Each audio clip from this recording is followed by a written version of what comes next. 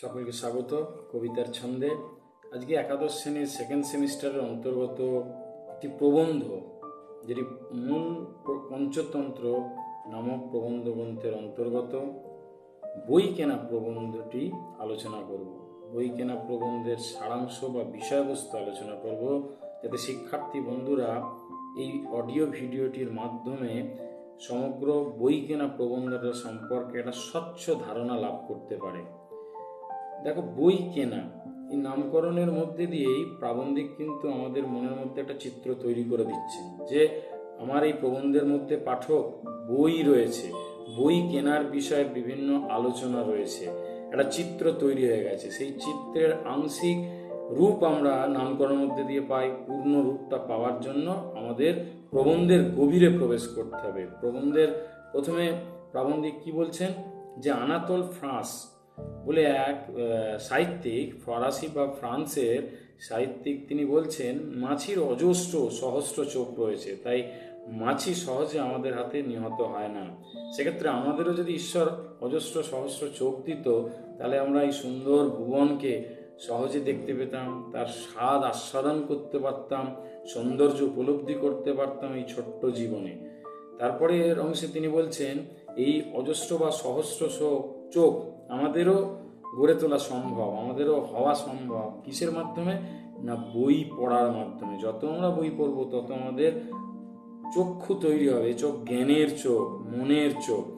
পরে বার্ট্রান্ড রাসেল বলে আর একজন সাহিত্যিক, তিনি ব্রিটিশ সাহিত্যিক, তিনি বলছেন বই মানুষের অন্তরে অদ্ভুত এক ভুবন তৈরি করে, জগৎ তৈরি করে মনের মধ্যে। যে জগতের মধ্যে ডুব দিয়ে যে কোনো মানুষ বাহ্যিক দুঃখ, কষ্ট, সমস্যায় থেকে নিজেকে দূরে রাখতে পারে, নিজে বিচলিত না হয়ে সহজ স্বাভাবিক থাকতে পারে এই ভুবন তৈরি করতে পারলে। ওমর খৈয়াম বলছেন যে কি একসময় কিন্তু রুটি শেষ হয়ে যাবে, মদ ফুরিয়ে যাবে, প্রিয়া বার্ধক্যে উপনীত হবে, কিন্তু বই সঙ্গী হিসাবে থেকে যাবে। বিভিন্ন ধর্মগ্রন্থে বিভিন্ন ধর্মগুরুরা পর্যন্ত বইয়ের মাহাত্ম্যের কথা বলছেন, যে বই হচ্ছে মানুষের অন্যতম শক্তি, অন্যতম সঙ্গী, যা মানুষকে সঠিক জ্ঞান পরিবেশন করে, জীবনে চলার সঠিক পথ দেখায়। বইয়ের মধ্যে সব কিছু লিপিবদ্ধ আছে, তাই বইকে আপন করে নেওয়া উচিত।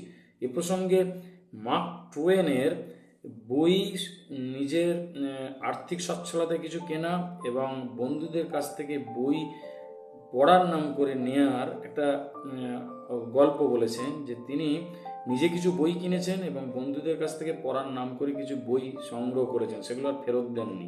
সেই নিয়েই তার গৃহে একটা লাইব্রেরি তৈরি করেছেন, যে লাইব্রেরিটা দেখার মতো।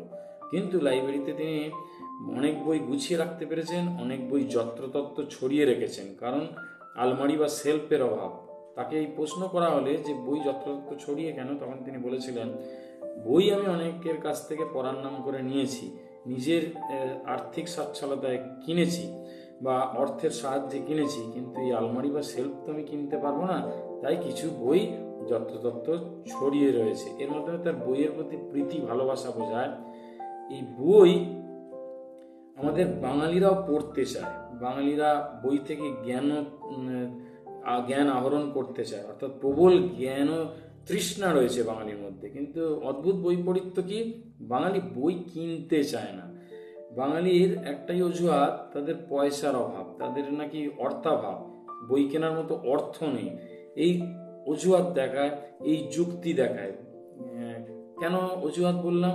কারণ বই কিন্তু কেনার বদলে অর্থাভাবের যুক্তি যে তারা দেখাচ্ছে, তারা কিন্তু সেই বাঙালিরাই সিনেমা হলে বেশি পয়সা ব্যয় করে, অর্থ ব্যয় করে সিনেমার টিকিট কাটে, সিনেমা দেখে, ফুটবল খেলার মাঠে লম্বা লাইন দিয়ে মোটা অঙ্কের টাকা বা অর্থ ব্যয় করে টিকিট কেনে। আর বই কেনার বেলায় তাদের এই অদ্ভুত যুক্তি বা অজুহাত খাটে যে তাদের পয়সা বা অর্থাভাব, তাই তারা বই কিনতে পারছে না। প্রকাশকরা বলছে যে আমরা কম দামে বই কেন ছাড়তে পারি না, বই বেশি বিক্রি হয় না।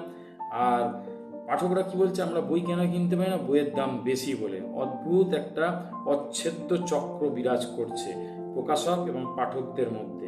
সেক্ষেত্রে সাজেশন হিসেবে আমাদের প্রাবন্ধিক বলছেন যে প্রকাশকরা কম দামে বই প্রকাশ করতে পারবে না, কারণ তাদের এটা রুজির ব্যাপার, জীবিকার ব্যাপার, তাদের লোকসান হয়ে যাবে। সেক্ষেত্রে পাঠকদের এগিয়ে আসতে হবে, পাঠকদের অন্য খাতে ব্যয় কমিয়ে বই কেনার ক্ষেত্রে অর্থ ব্যয় করতে হবে, অর্থকে সঠিক মূল্যায়ন করতে হবে বই কেনার ক্ষেত্রে।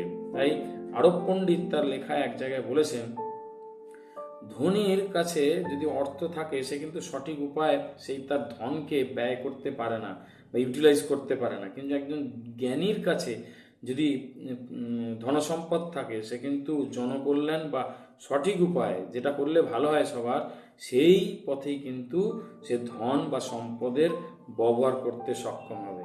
ধনীর কাছে মনে হয় যেন ধন অর্জন বা সম্পদ অর্জনটাই হচ্ছে সবথেকে কঠিন কাজ, আর জ্ঞানীর কাছে মনে হবে জ্ঞান অর্জনটাই হচ্ছে কঠিন কাজ।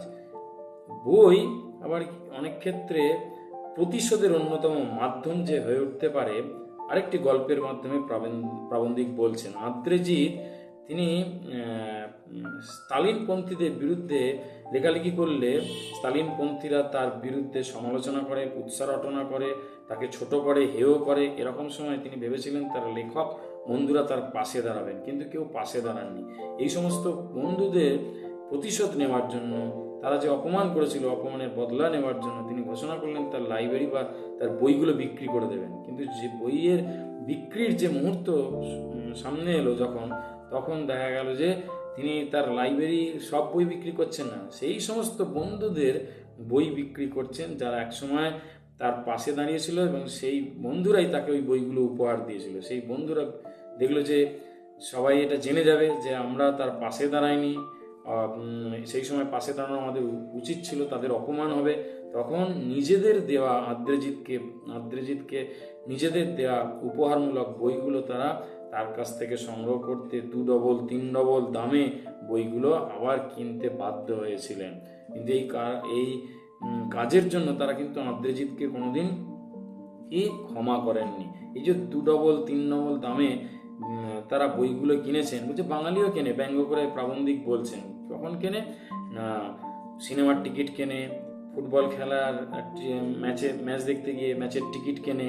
বাঙালি এইভাবে অর্থ ব্যয় করে, বই কেনার বেলায় তাদের হাত দিয়ে জল গলে না, এরকমই হচ্ছে বাঙালি। আর শেষাংশে একটা রসিকতামূলক গল্পের মাধ্যমে বাঙালিকে ব্যঙ্গ করেছেন, বাঙালি কেন বই কেনে না। সেখানে বলছে এক হাকিম বই পাগল ছিল, তার সেই বইটা পড়বার খুব ইচ্ছা বা নেবার ইচ্ছা রাজার নজর পড়েছে। হাকিম জানে যে কোনোদিন রাজাই বইটাকে আদায় করার জন্য তাকে হত্যা পর্যন্ত করতে পারে। তাই হলো এক সময় হাকিমকে হত্যা করা হলো, হাকিমের বই রাজার কাছে গেল, রাজা অন্ধের মতো সেই বই পড়তে লাগলো।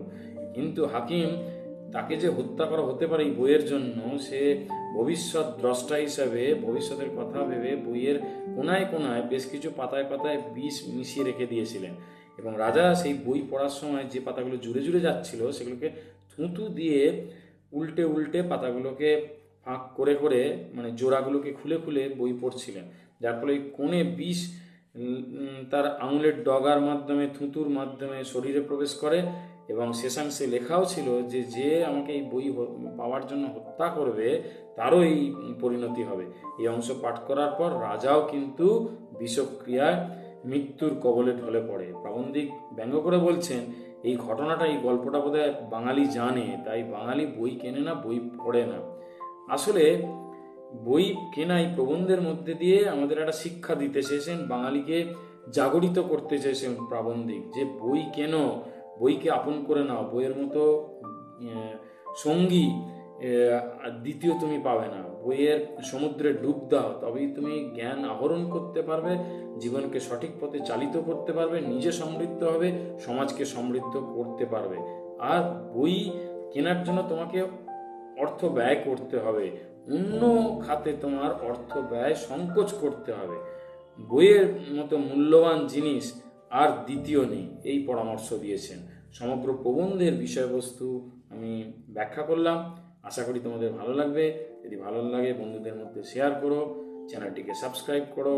সবশেষে বলি, সঙ্গে থেকো, কবিতার ছন্দে থেকো। ধন্যবাদ।